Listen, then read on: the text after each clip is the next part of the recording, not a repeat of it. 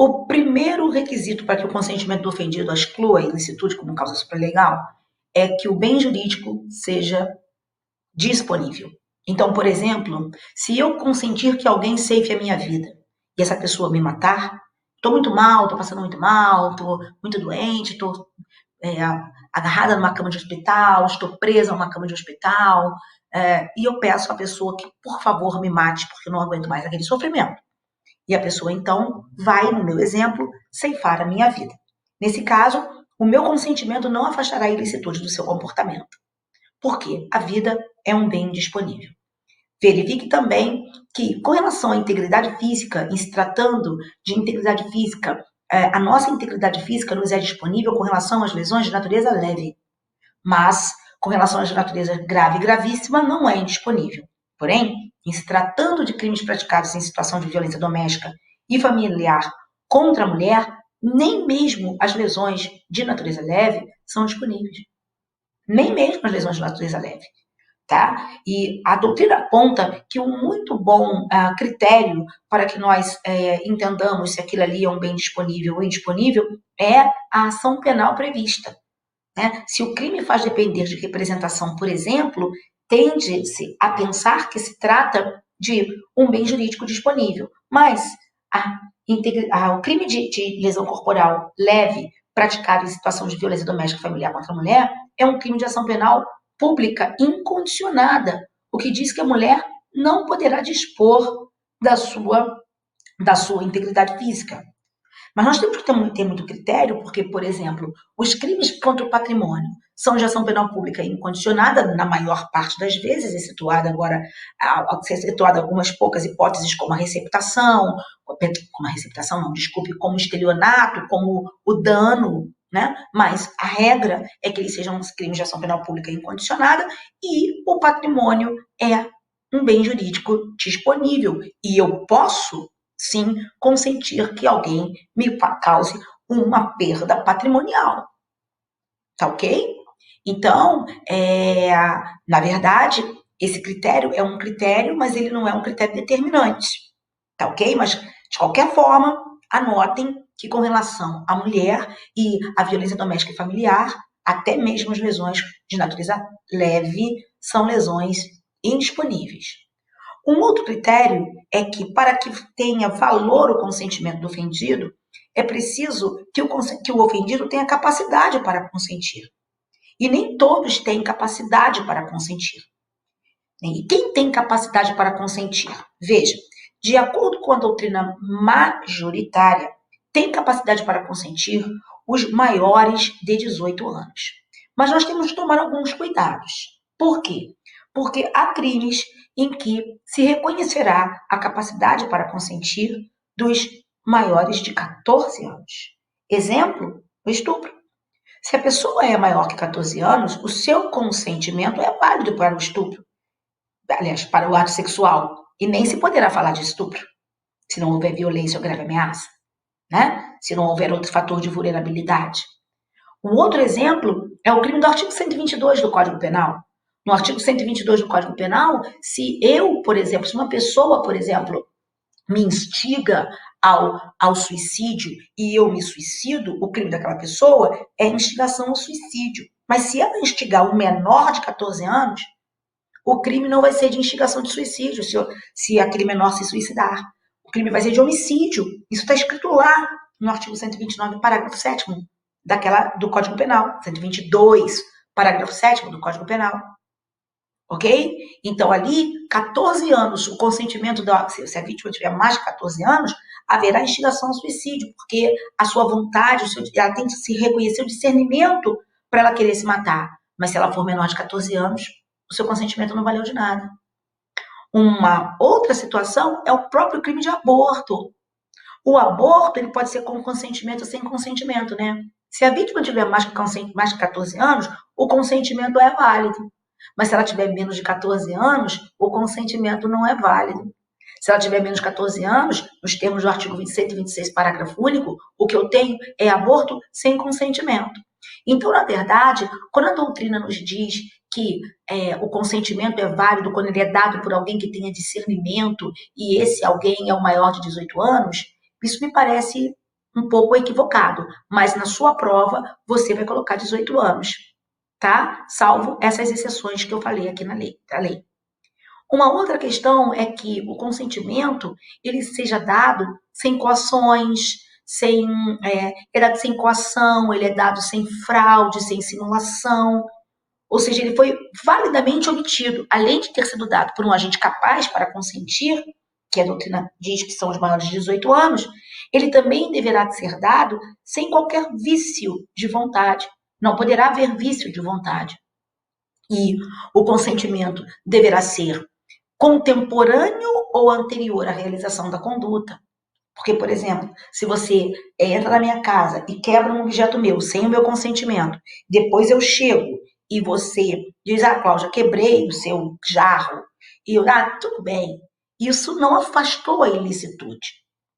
Se você quebrou o meu jarro de propósito, eu quis quebrar, eu gosto do barulho do jarro, quebrei teu jarro, foi sem querer não, eu quis, tá? Eu, tá tudo bem. O meu consentimento não afastou a ilicitude do teu comportamento. Você praticou um fato típico, ilícito e culpável. Só que a minha, tudo bem, esse meu tudo bem aqui, significa apenas que eu não tenho nenhum interesse em te ver processado, em te ver responsabilizado penalmente pela prática daquele dano. Mas isso não descaracterizou o dano. Então, a consequência é processual e não penal, tá? Porque o consentimento, repito, tem que ser dado no momento da ação ou da omissão ou anteriormente. Posteriormente, os reflexos são apenas processuais. E o consentimento há de ser específico. Então, por isso, por exemplo, o homem ele não pode dizer que, por exemplo, ele estuprou a mulher dele, que ele não estupra a mulher dele, porque se ele casou com a mulher dele deu consentimento para que ele realizasse atos sexuais com ela. Em absoluto. Ela dá consentimento para cada fato isoladamente, ela pode não querer. Então, o consentimento ele não é genérico, ele é específico. Mas devo dizer a vocês que o consentimento, reunidos esses requisitos, ele é causa supralegal de exclusão da ilicitude apenas se antes ele não for excludente da própria tipicidade, e isso é importantíssimo. Veja você, mais um detalhe aqui. Nós temos aqui o seguinte: depois do consentimento como causa supralegal, nós vamos ter as causas legais de exclusão da ilicitude. Dentre essas causas legais de exclusão de ilicitude, nós vamos ter o estado de necessidade, a legítima defesa, o estrito cumprimento do dever legal e o exercício regular do direito na parte geral. Mas nada obsta que nós tenhamos causas especiais de exclusão da ilicitude na parte especial e tenhamos causas especiais de exclusão de ilicitude mesmo nas leis especiais.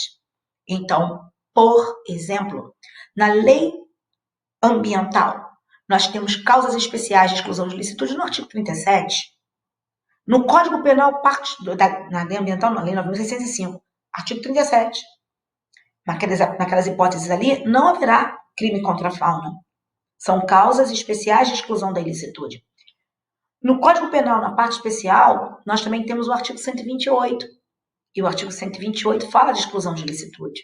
Causas especiais de exclusão de ilicitude no aborto legal, quando praticado por um médico, quando não há outra forma de salvaguardar a vida da gestante, e no denominado aborto sentimental, ético ou humanitário, quando a gravidez resulta de um estupro. Também não há que se falar de conduta ilícita.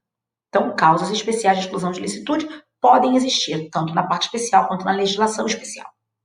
Vamos, então, verificar cada uma dessas causas excludentes de ilicitude.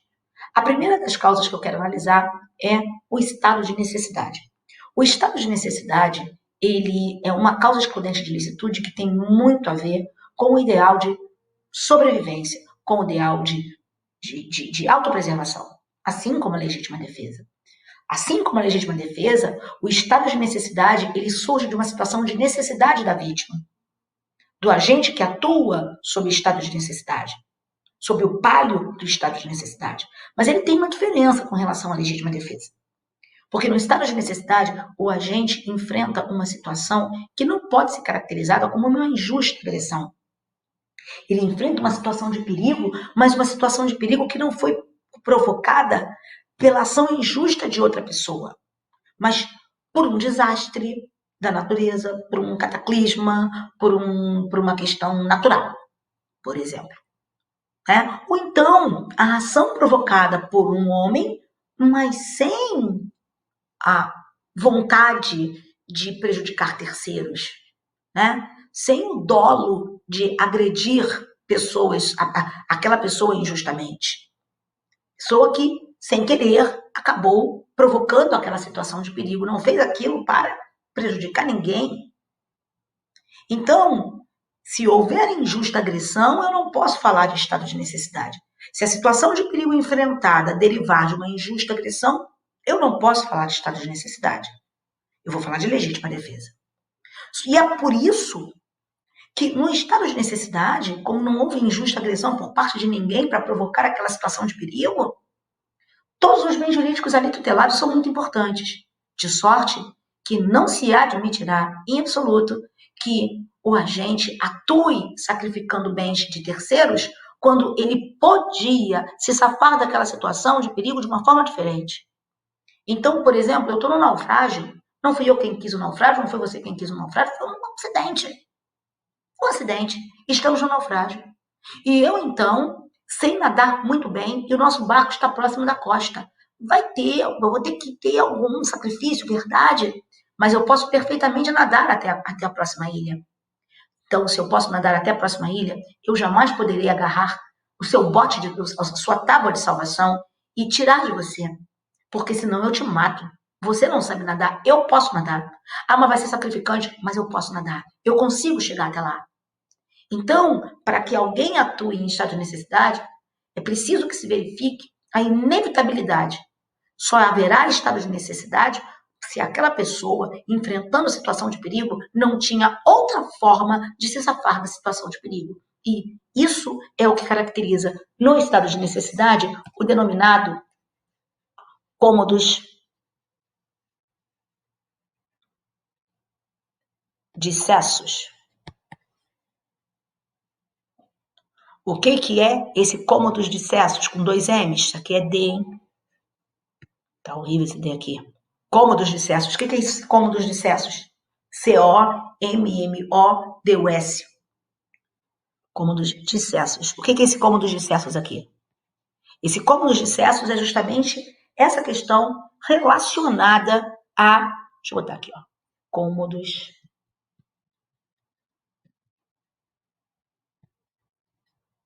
dissessos. Junto, tá? Cômodos dissessos. Tá bom? Esse cômodos dissessos, então, diz respeito à situação de inevitabilidade.